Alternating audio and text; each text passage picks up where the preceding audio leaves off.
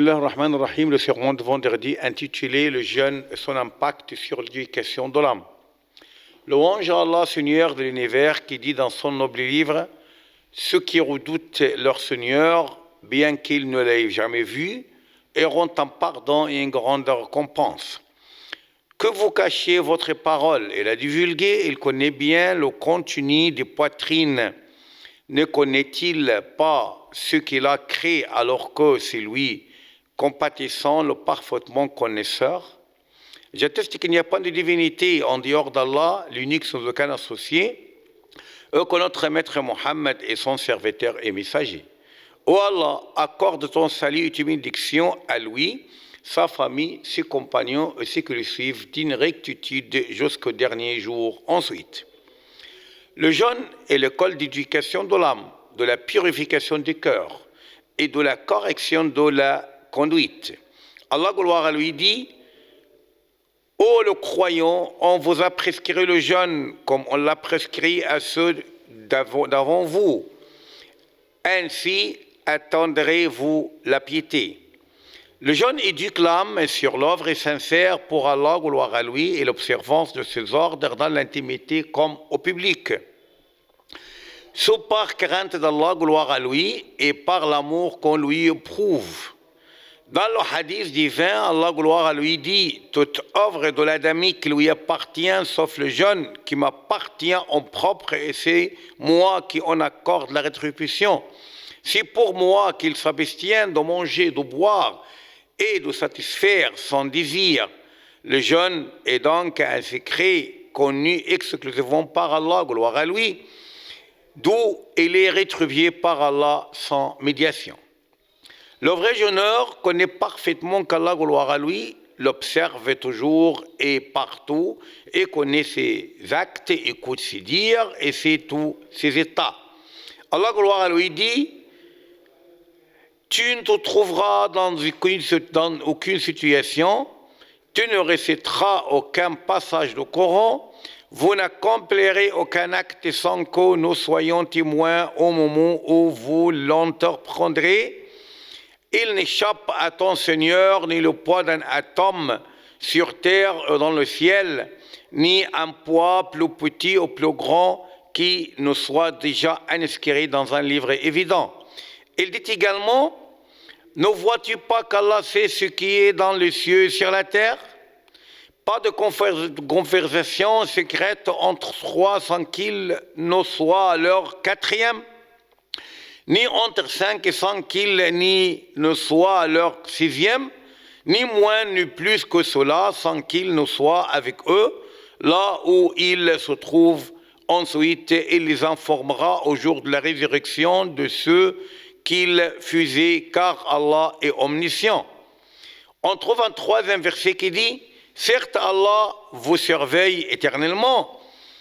Un quatrième qui dit: il connaît ce que tes yeux trahissent et ce que dissimulent les poitrines. Il dit aussi: et si tu lèves la voix, il connaît certes les secrets, même les plus cachés. C'est pourquoi le jeûneur mène sincèrement l'œuvre pour l'agrément d'Allah, gloire à lui. Tout seul, Allah, gloire à lui, dit: quiconque donc espère rencontrer son Seigneur, qu'il fasse les bonnes actions et qu'il n'associe dans son adoration aucun à son Seigneur. Le vrai jeûneur est celui qui observe les ordres de son Seigneur dans son jeûne, sa salat et tous ses actes.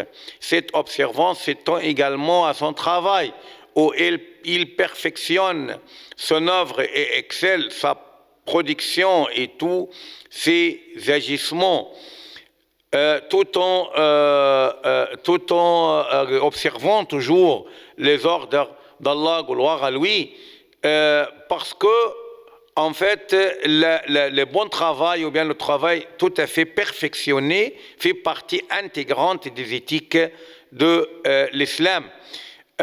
Donc, il faut qu'on connaisse les versets qui disent: alors que veillent sur vous des gardiens, de nobles scribes qui savent ce que vous faites. Il y a aussi un autre verset dans la même perspective: et au cours de chaque homme, nous avons attaché son œuvre et au jour de la résurrection, nous lui sortirons un écrit qu'il trouvera déroulé en disant, deux points, lis ton écrit aujourd'hui, tu ne suffit d'être ton propre comptable, c'est-à-dire ton propre témoin de tes propres œuvres.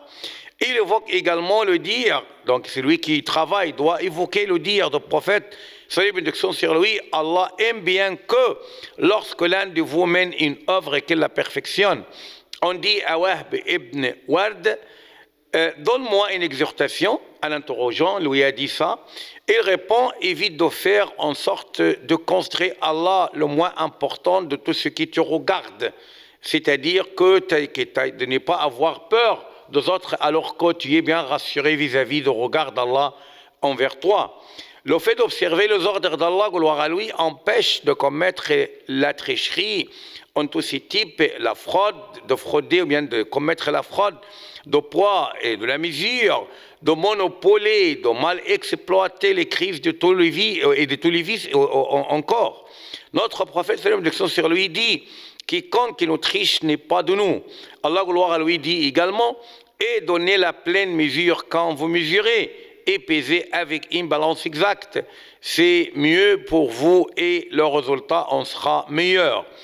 Et Allah dit également, le prophète dit également, malheur aux fraudeurs. Donc, dans le verset, malheur aux fraudeurs qui, lorsqu'ils font mesurer pour eux-mêmes, exigent la pleine mesure, et qui, lorsqu'eux-mêmes mesurent ou pèsent pour les autres, leur cause perte. Notre prophète, salut bénédiction sur lui, dit, le monopole est maudit. Le jeûne exige également de contrôler l'âme et freiner ses mauvais penchants pour qu'il aboutisse à ce que lui est utile et bien heureux. L'ouïe, la vue et la langue doivent s'abstenir à leur tour de tout ce qui, Allah, gloire à lui, interdit, et le cœur s'abstient de tout ce qui est inutile pour l'âme, la patrie et la communauté, aussi bien dans les ci-bas que dans l'au-delà. Louange à Allah, Seigneur de l'univers, que le salut et les bénédictions d'Allah soient accordées au dernier de prophètes et messagers, notre maître Muhammad, sallallahu alayhi wa sallam, à sa famille et à tous ses compagnons. Le jeûne élève l'âme sur l'observance des ordres d'Allah, gloire à lui, qui rien n'échappe, ni caché, ni solennel, même si la surveillance humaine s'absente, Allah, gloire à lui, dit, ne sait-il qu'Allah voit tout. Il dit également, il sait ce qui pénètre dans la terre et ce qui en sort, ce qui descend du ciel et ce qui en monte, et il est avec vous où que vous soyez, et Allah observe parfaitement ce que vous faites. C'est cette éducation qui aide la personne à faire face aux difficultés, aux ennemis, et se sacrifier à vil prix l'âme dans le sentier, à vil prix l'âme dans le sentier d'Allah, gloire à lui, voire prendre pour délicieux le martyr. L'homme ne pourrait pas contrôler un ennemi alors que si lui entre ses côtes s'empare de lui.